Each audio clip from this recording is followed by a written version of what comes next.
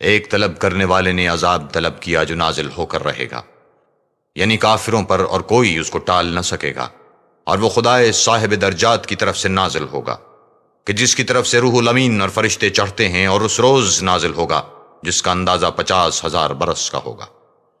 تو تم کافروں کی باتوں کو حوصلے کے ساتھ برداشت کرتے رہو، وہ ان لوگوں کی نگاہ میں دور ہے اور ہماری نظر میں قریب۔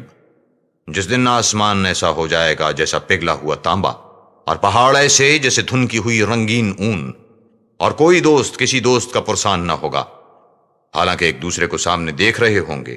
اس روز گناہگار خواہش کرے گا کہ کسی طرح اس دن کے عذاب کے بدلے میں سب کچھ دے دے، یعنی اپنے بیٹے اور اپنی بیوی اور اپنے بھائی اور اپنا خاندان جس میں وہ رہتا تھا، اور جتنے آدمی زمین پر ہیں، غرض سب کچھ دے دے اور اپنے تئیں عذاب سے چھڑا لے۔ لیکن ایسا ہرگز نہیں ہوگا، اور وہ بھڑکتی ہوئی آگ ہے، کھال ادھیڑ ڈالنے والی، ان لوگوں کو اپنی طرف بلائے گی جنہوں نے دین حق سے آراز کیا اور منہ پھیر لیا، اور مال جمع کیا اور بند رکھا۔ کچھ شک نہیں کہ انسان کم حوصلہ پیدا ہوا ہے، جب اسے تکلیف پہنچتی ہے تو گھبرا اٹھتا ہے، اور جب آسائش حاصل ہوتی ہے تو بخیل بن جاتا ہے۔ مگر نماز گزار جو نماز کا التزام رکھتے اور بلا ناغہ پڑھتے ہیں، اور جن کے مال میں حصہ مقرر ہے، یعنی مانگنے والے کا اور نہ مانگنے والے کا، اور جو روز جزا کو سچ سمجھتے ہیں، اور جو اپنے پروردگار کے عذاب سے خوف رکھتے ہیں، بے شک ان کے پروردگار کا عذاب ہے ہی ایسا کہ اس سے بے خوف نہ ہوا جائے۔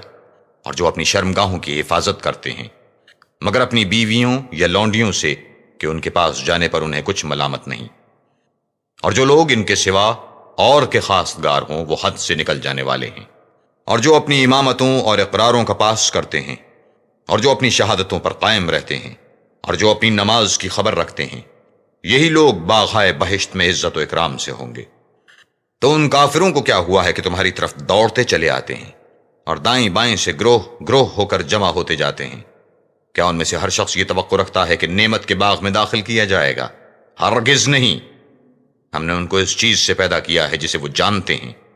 ہمیں مشرقوں اور مغربوں کے مالک کی قسم کے ہم طاقت رکھتے ہیں، یعنی اس بات پر قادر ہیں کہ ان سے بہتر لوگ بدل لائیں، اور ہم عاجز نہیں ہیں۔ تو اے پیغمبر، ان کو باطل میں پڑے رہنے دو اور کھیل لینے دو، یہاں تک کہ جس دن کا ان سے وعدہ کیا جاتا ہے وہ ان کے سامنے موجود ہو۔ اس دن یہ قبروں سے نکل کر اس طرح دوڑیں گے جیسے شکاری شکار کے جال کی طرف دوڑتے ہیں۔ ان کی آنکھیں جھک رہی ہوں گی اور ذلت ان پر چھا رہی ہوگی۔